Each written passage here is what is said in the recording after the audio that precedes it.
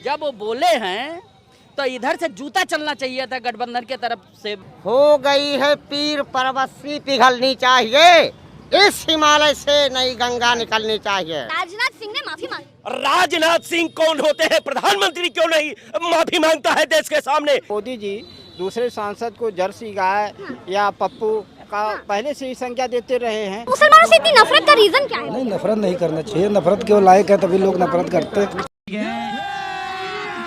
अभी मजा आएगा ना भिड़ो। बीजेपी सांसद ने संसद में जो गालियां बकी, संसद में जो कुछ किया, आज उसका फैसला देश की सबसे बड़ी अदालत आम जनता की अदालत में होगा। आज आम जनता ही फैसला सुनाएगी। क्या भरी संसद में मुसलमानों को गाली बकनी चाहिए थी? क्या बीजेपी सांसद पर कोई सख्त कार्रवाई नहीं होनी चाहिए थी? खैर, लोगों की क्या राय है? भरी संसद में जो कुछ भी हुआ, बीजेपी सांसद ने जो कुछ भी कहा, उस पर देश की जनता की क्या राय है, लोग क्या बोल रहे हैं, वही पूछने के लिए आए हैं। देख लीजिए, चारों तरफ आपको लोग दिखाई दे रहे होंगे। मोदी जी अच्छी तरह जान चुके हैं कि उनका सब काम, जितना भी जो कुछ भी किए हैं, सब हवा हवाई है।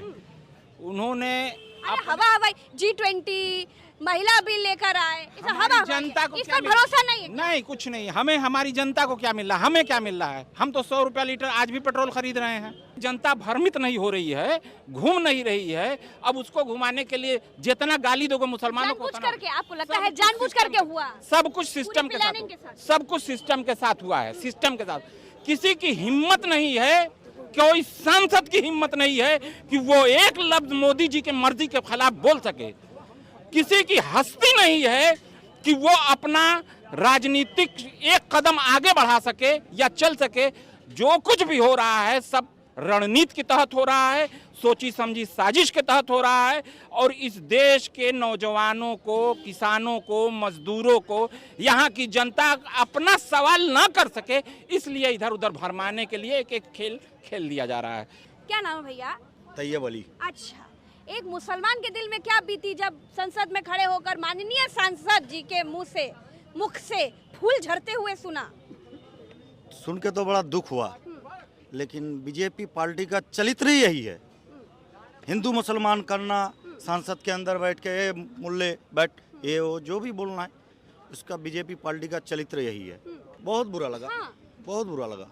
जब वो बोले हैं तो इधर से जूता चलना चाहिए था गठबंधन के तरफ से, मायावती के सरकार के तरफ। इसका जवाब जूता से देना चाहिए था।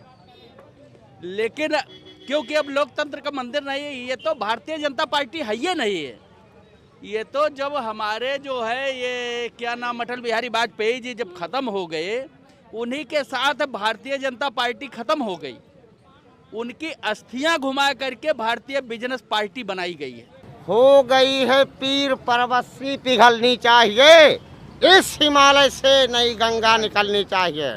हंगामा खड़ा करना मेरा मकसद नहीं है, मेरी कोशिश है कि ये सूरत बदलनी चाहिए। प्रधानमंत्री जी ने ना दुख व्यक्त किया, ना खेद व्यक्त किया, ना गाली देने वाले सांसद ने आकर के माफी मांगी। भारत की जनता देख रही, निरीसा एकदम आस लगाए बैठी हुई है और बहुत ही आहत होकर देख रही कि प्रधानमंत्री जी या लोकसभा के अध्यक्ष ओम बिरला जी क्या फैसला लेते हैं। चेतावनी दिए हैं ओम बिरला जी? नहीं, चेतावनी देना एक बात बताइए कि इस तरह का ये हल्की फुल्की बात नहीं है। एक क्षम्य अपराध होता है जो क्षमा किया जा सकता है, एक अक्षम्य अपराध है, ये अक्षम्य अपराध में आता है। राहुल गांधी की सदस्यता आप 1 मिनट में ले लेते हैं, वही जो है संजय सिंह की को हाउस से सस्पेंड 1 सेकंड में करते हैं।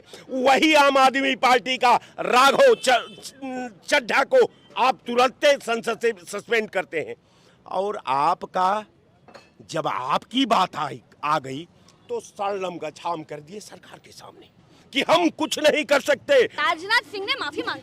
राजनाथ सिंह कौन होते हैं? प्रधानमंत्री क्यों नहीं माफी मांगता है देश के सामने? बिल पास हुआ, उत्सव भी तो मनाना है। उत्सव तो मनाइए, तेरा दिल तो है सनम यासना, तुझे क्या मिलेगा नमाज में? मोदी जी दूसरे सांसद को जर्सी गाय या पप्पू का पहले से ही संज्ञा देते रहे हैं, तो ये कोई बड़ी प्रेरणा क्या वहीं से मिल रही है? वहीं प्रेरणा प्रधानमंत्री जी के ही द्वारा मिली है, कोई नई बात नहीं है। ये चला आ रहा है कि जर्सी गाय कहना, पप्पू कहना या तरह तरह की बातें अपशब्द का प्रयोग प्रधानमंत्री कर चुके हैं। क्यों कार्रवाई नहीं हो रही यार? आम जनता की अदालत क्या कहती? क्योंकि देश की सबसे बड़ी अदालत तो आपकी है। वो कार्रवाई अभी दूसरे पार्टी के लोग होते तो तुरंत कार्रवाई हो जाती। अब ये है कि भाजपा के लोग हैं, ये अपने लोगों पर नहीं करते कार्रवाई। मेरा नाम निमाई तिवारी है। हाँ, आपको क्या लगता है? जो उन्होंने कहा है बहुत गलत कहा है और माफ़ी मांगने से काम नहीं चलेगा, उनके ऊपर कार्रवाई होनी चाहिए। लेकिन इतने ही जितनी गुस्सा उनके ऊपर है उतनी ही गुस्सा राष्ट्रपति जो मुख्यमंत्री थे उनके लड़के ने कहा था, स्टालिन ने कहा था ना कि सनातनियों को मलेरिया की तरह मच्छरों की तरह मार के ख़त्म कर देना चाहिए।